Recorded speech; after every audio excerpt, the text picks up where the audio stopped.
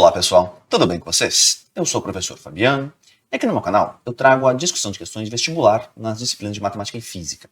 Caso você acompanhe esse tipo de conteúdo, fica o convite para você se inscrever aqui no canal e se você gostar do vídeo, deixa um joinha, sempre é um incentivo para a gente poder continuar postando esse tipo de conteúdo. Eu já agradeço antecipadamente o apoio. Bora para a questão? Questão 39. A capela de um hospital é decorada com vitrais semelhantes ao representado na figura 1. Temos aqui a figura 1. Para reproduzi-lo, uma pessoa decidiu fazer os cálculos relativos às dimensões de alguns detalhes, iniciando com a parte superior representada na figura 2. Então, parte superior da figura 1 virou a figura 2 aqui. Sabe-se que MP e NP são arcos de circunferência com centros em N e M, respectivamente. E que o círculo tangente aos arcos MP e NP, então, círculo tangente aqui aos arcos MP e NP, e ao segmento MN, tem raio R igual a 15 UC, unidade de comprimento. Com base nesses dados, pode-se afirmar que a medida do segmento MN é igual a. E aí temos as alternativas. Bom, antes de mais nada, ligeiras ressalvas aqui em relação a rigor de notação. Quando ele me fala de arcos MP e NP, faltou uns risquinhos aqui.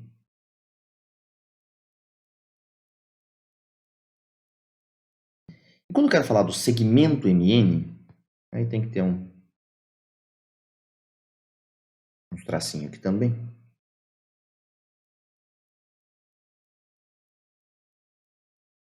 Só para manter o rigor da notação. E já deixei a figura 2 ampliada aqui ao lado. Dei um destaque em vermelho aqui para o segmento MN, cujo comprimento eu quero determinar. E já indiquei em azulzinho aqui os 3 pontos de tangência, com aquele círculo interno. Já vou dar nome para esses pontos. Vou chamá-los de T, U e V. Agora, antes até de pensar nesse círculo interno, como que essa figura, o segmento de reta e os dois arcos de circunferência aqui, como que elas foram se formando? Bom, ele começa com o segmento MN, aí ele fala que MP e NP são arcos de circunferência com centro em N e M, respectivamente. Então, ele começa, por exemplo, colocando um compasso, a ponta seca dele, aqui no ponto M. Aí ele vai, traça um arco de circunferência, quer dizer, não chega a ser a circunferência completa. Seria um arco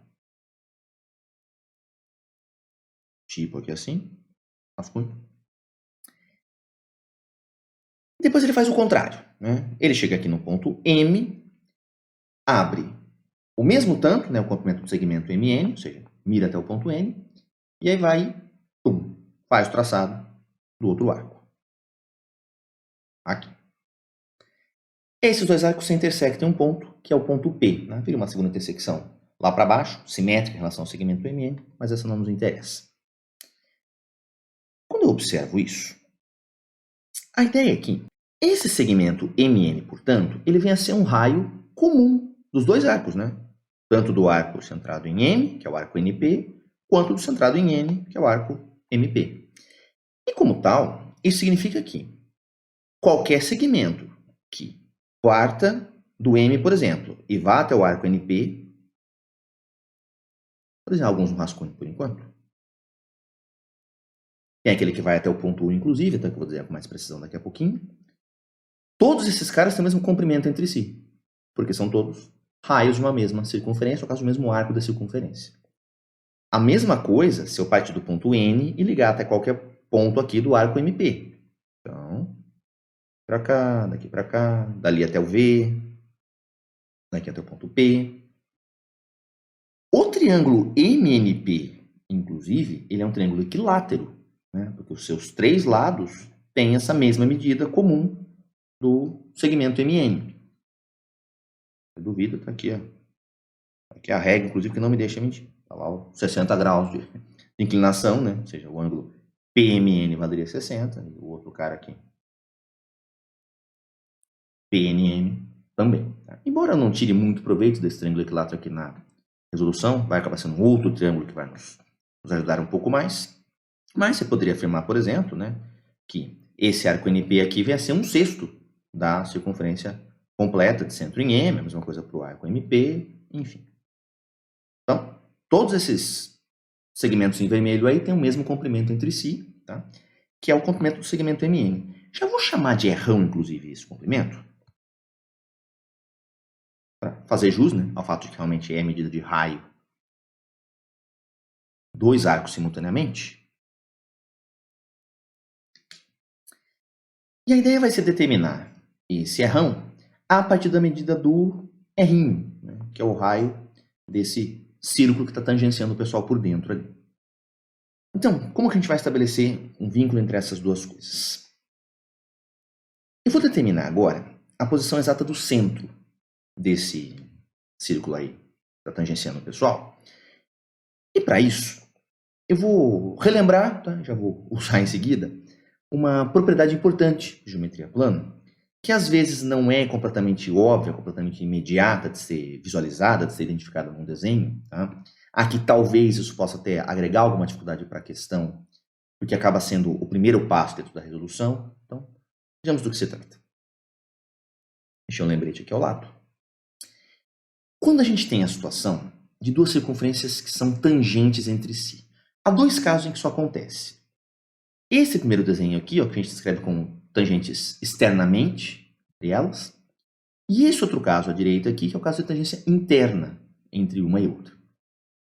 Em qualquer um desses casos, um fato importante é que se eu faço a ligação entre os dois centros por uma reta, a reta é determinada, né, por esses dois pontos, o ponto de tangência entre as duas circunferências também vai pertencer a essa reta.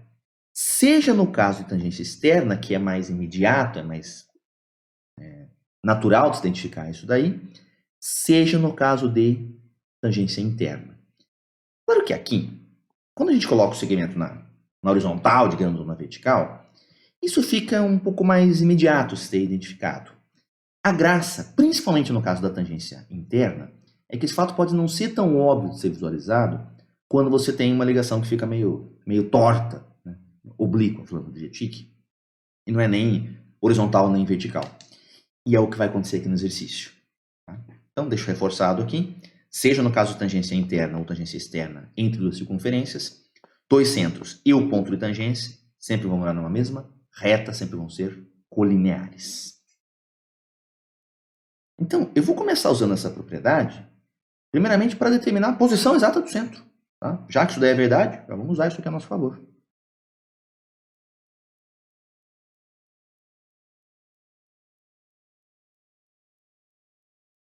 Então, mais ou menos por aqui. Vou fazer em vermelho aqui o traçado do N até o V, para me lembrar, né, que é o mesmo comprimento, portanto, do segmento MN, é o errão que eu quero determinar. Então, eu sei que o centro dessa circunferência, né, no caso cujo arco MP aqui é o que está desenhado um pedaço dela. Então, o centro dessa circunferência aqui, que é o ponto N, o centro desse círculo menor e o ponto de tangência tem que morar numa mesma reta, ou seja, o centro desse círculo interno aqui tem que morar em algum lugar do segmento VN, no caso.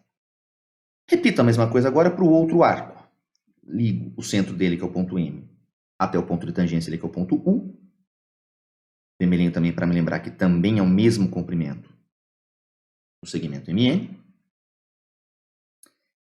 E analogamente, né, circunferência, que tem como uma parte dela aqui o arco NP, e a circunferência está tangenciando internamente aqui, seus dois centros e o ponto de tangência têm que ser colineares. O centro de uma delas, né, no caso o centro do arco NP, está aqui, o centro da outra que eu quero determinar, e o ponto de tangência está aqui. Moral da história. Esse ponto aqui, ó, é que acaba sendo o centro dessa circunferência aqui de dentro, concorda? Por quê? Ele tem que morar em algum lugar ao longo desse segmento e também tem que morar em algum lugar ao longo desse segmento, o mesmo cara. Bom, mas entre esses dois segmentos só tem uma intersecção, que é esse ponto aqui. Então, é ele. Vou chamar de C, para não inventar muita moda. E, além disso, lembrando, né, que todos esses segmentos em vermelho aqui têm o mesmo comprimento, eu chamei de errão, é o que eu quero determinar. Outro fato, também voltando aqui para o nosso lembrete, é que Se realmente esses três pontos são colineares, então a distância entre os dois centros fica determinada por uma conta relativamente boba, uma vez que eu conheço os dois raios. Aqui, ó, a distância entre os dois centros vai ser dada pela soma, né, do raio da vermelha com o raio da azul. Isso no caso da tangência externa, esse desenho aqui. Já no caso da tangência interna, como se o primeiro desenho ele tivesse meio que implodido. E ao invés de soma, eu posso lidar com uma subtração. Essa distância entre os dois centros agora, como é que eu poderia calcular ela? Eu penso, bom, mede a distância de cada um desses centros até o verdinho. Centro da vermelha até esse ponto aqui, que é um ponto dela, um ponto da circunferência. Então, daqui até aqui tem que ser o raio da vermelha. Já do centro da azul até esse ponto, que também é um ponto da circunferência azul, daqui até aqui tem que ser o raio da circunferência azul. Então, daqui até o verdinho, o raio da vermelha, R1. Daqui até aqui, o raio da azulzinho, R1. Essa distância, portanto, vai ficar R1 menos R1. Então, tangência externa, a distância é a soma dos dois raios. Tangência interna, a distância entre os centros é a diferença entre os dois raios. Se estamos aqui no caso da tangência interna, vamos usar justamente esse fato. Tanto o comprimento do M até o C quanto do N até o C vale quanto? Do M até o U é raio R1. Do C até o U tem que ser o raio da circunferência interna, R'. Então, do C até o U vai valer R'. Do M até o C, por sua vez, R1 menos R'.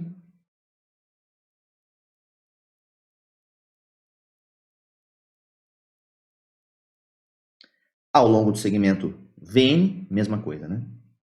Do C até o V é o raio da interna ali, R'.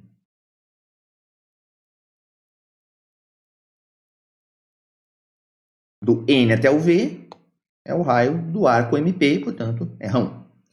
Do C até o N por subtração vai ficar R1 menos R'.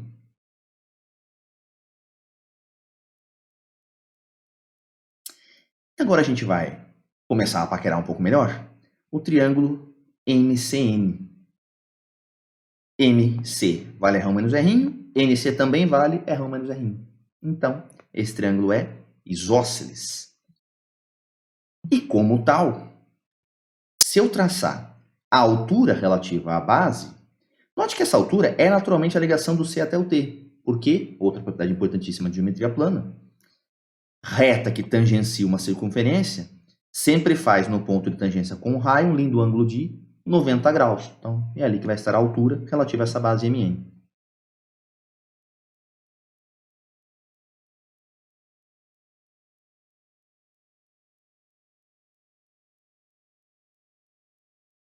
Note, inclusive, né, como o desenho está feito com bastante precisão aqui, não é deformada a figura dele, se eu prolongasse isso daqui, teria que passar justamente pelo ponto P também. E essa ligação do T até o P seria a altura do triângulo equilátero MPN, né, que acaba passando por esse centro também. Então, tome cuidado, tá? Que a circunferência aqui não é a circunferência inscrita no triângulo. Né? A inscrita no triângulo seria um pouquinho menor, aí, teria um raio um pouco menor.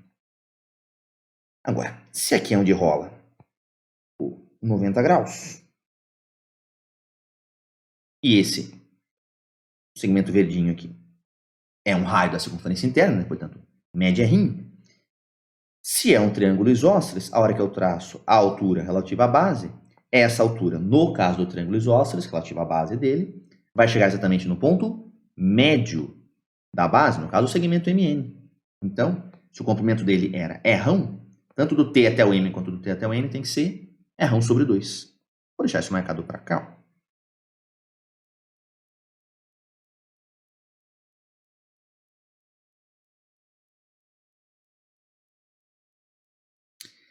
E agora, finalmente, a gente consegue traduzir em conta toda essa discussão.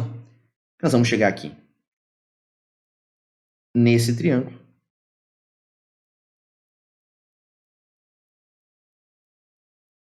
Tá? No caso do triângulo CTN. Se quiser no da esquerda aqui no CTM, mesma coisa. Tá? Reforço que a ligação do T para o C, que passa pelo P também, acaba sendo uma linha de simetria, né, do problema. Então, tudo que acontece à direita acontece à esquerda também e vice-versa. E sendo um triângulo retângulo, a gente impõe o fato mais básico que a gente pode impor sobre o triângulo retângulo, que é o teorema de Pitágoras. Vamos lá então. Cn ao quadrado igual a ct quadrado mais tn quadrado.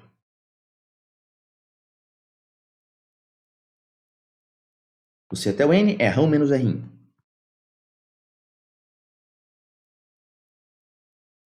Do C até o T, R1 ao quadrado. E do T até o N, R1 sobre 2 ao quadrado. No caso a gente sabe, tá, qual o comprimento do R1, né? O R1 vale 15. Se quiser já substituir agora, fique à vontade. Mas a verdade é que o vínculo que eu vou encontrar aqui é um vínculo geral, tá? E depois eu substituo o R1 igual a 15 no final.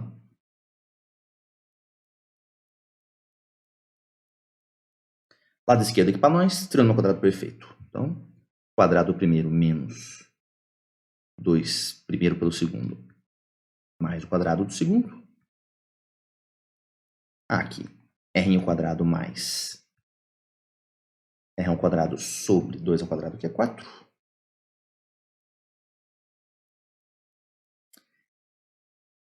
Percebam, R1 ao quadrado vai cair fora.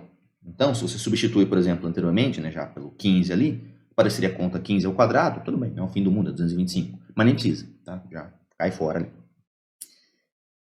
Aí eu vou deixar os R1 quadrado de um lado, então, ó, aqui eu tenho um R1 quadrado, aqui eu tenho 1/4 dele que eu vou passar para o outro lado, subtraindo. 1 menos 1/4, 3/4. E R1 quadrado. Esse menos eu passo para o outro lado como mais 2 R1 R1.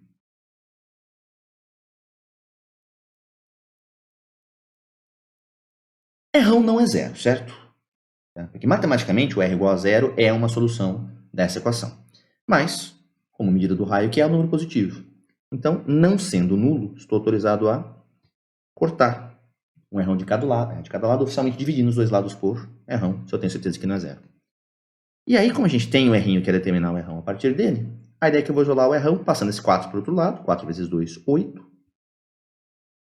Esse 3 eu passo para baixo dividindo. Então, ficamos com 8/3 de R1. Esse é o resultado geral, né, que pendura o R1 pelo R1, independente de qual seja o valor específico do R1. No caso do exercício, R1 igual a 15, e é só substituir.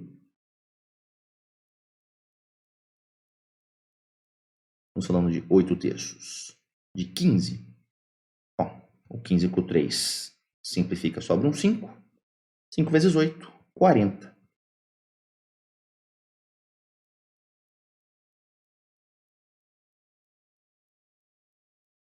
No caso, seria 40 unidades de comprimento, né, como ele propôs aqui o 15, mas ele mesmo já nem mencionou esse o C aí, na rigor, não tem necessidade de ficar mencionando isso daí. Nem mencionou externas alternativas, tá? Então não vou me preocupar muito com isso também. Estamos marcando a alternativa B.